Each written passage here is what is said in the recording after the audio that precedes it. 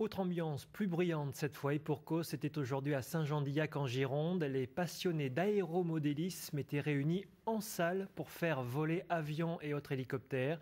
Loin d'être de simples joujoux, ces appareils sont des petits bijoux. Mieux vaut éviter le crash. Gilles Bernard, Christelle Arfel. Une salle de sport, la plus vaste possible du sol au plafond.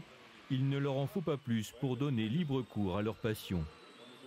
On passe la journée ensemble, on vole, et puis voilà, c'est l'occasion de se rencontrer, de voir ce que font les autres clubs aussi, dans les différentes disciplines, aussi bien hélico, quadricoptère et avion, bien sûr, indoor.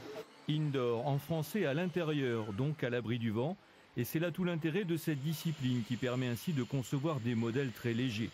D'autant plus que la miniaturisation de l'électronique s'est fortement accentuée ces dernières années.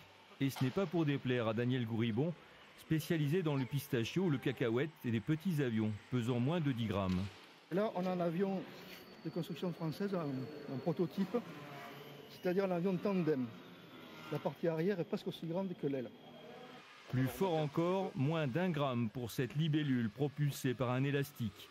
Plaisir partagé de la conception et du vol réussi, avec toujours la même préférence. C'est de les faire voler. Je donne l'avantage au vol. Maintenant, après, j'essaie, par exemple, je fais l'immatriculation, je fais le pilote, je mets les faux moteurs. Et j'essaie de me rapprocher le plus possible de l'original.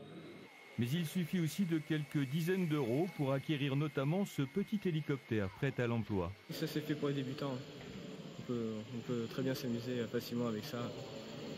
Par contre, celui-là, il est largement plus gros et ça, par contre, il faut déjà savoir bien piloter. Allez charger.